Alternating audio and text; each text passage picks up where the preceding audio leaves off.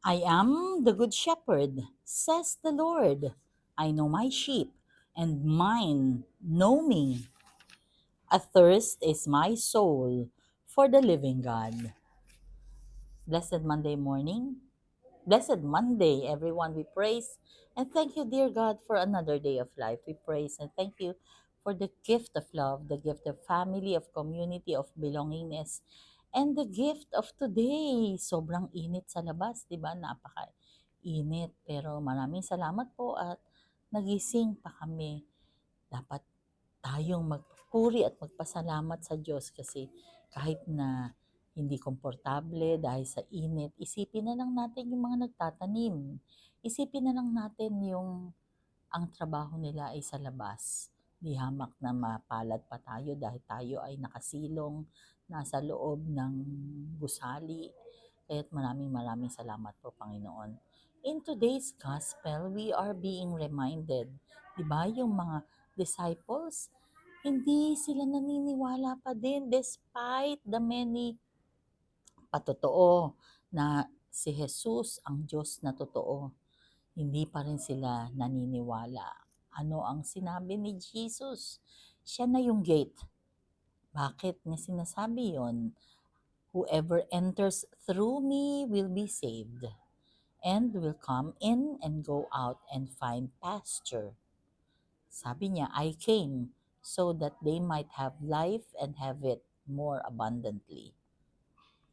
Si Jesus nga naman, siya kasi yung totoong Diyos. Pero hindi naniniwala ang mga tao. Kaya naman, sinabi niya, nung una gatekeeper. Tapos, ayaw pa rin nila. So, siya na yung gate.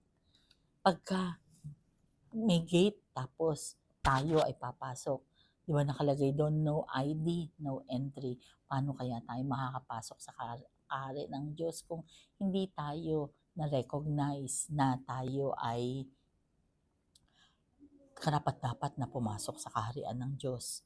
Anong ibig sabihin yan? Anong ibig sabihin yan, Tita Malu? Anong gusto mong pakahulugan ng reflection? Nito is that doon sa pagpasok natin sa gate, dapat mayroon tayong ID para tayo ay payagang pumasok sa gate. Anong ibig sabihin ng ID? ID is kawangis tayo ng Diyos? O ID ay yung tayo ay merong mababanaag sa atin ang sugat ni Jesus. Ano ba? Siya kasi nasugatan, di ba? We take up our cross and follow Him. And how is that? Yung kamay natin may sugat, hindi dahil tayo ay tinulak natin ng mga mahal natin, kung hindi tayo ay nagsilbi sa kanila. We serve others. Ang ating puso sugatan because despite the challenges in our lives, we love. Yun yung kawangis, yung nababanaag si Jesus sa atin. At hindi tayo sobrang pasaway, sobrang difficult, sobrang, sobra-sobra talaga. Kung tayo ay totoong naniniwala, nagtitiwala sa Diyos, mababanaag ang Diyos sa atin despite and in spite of. Let us pray. Lord God, we are sorry for our sins, either of commission or omission. We pray for healing, healing of those who are sick. Lord Jesus, everything in me is painful. We need healing. Lord God, ang dami pong may sakit. Ikaw na po ang bahala.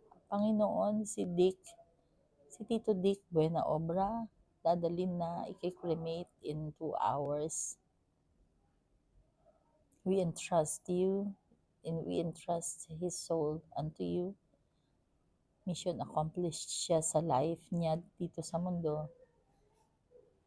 May his soul rest in peace. Panginoon, kami po ay nananalangin na naway ang problema po namin doon sa Aguado. Ikaw po ang mag-medal. Lord God, we have so many concerns right now. And we cannot go through this without you. Please be with us always and in all ways and allow your presence in our lives to manifest para pagdaan namin sa gate, ma-recognize kami. Panginoon, we lift everything up to you. Please stay with us because without you, we are nothing. We can do nothing. All this we pray in your mighty name through the intercession of our Blessed Mama Mary. Amen. Blessed Monday once again. God bless us all.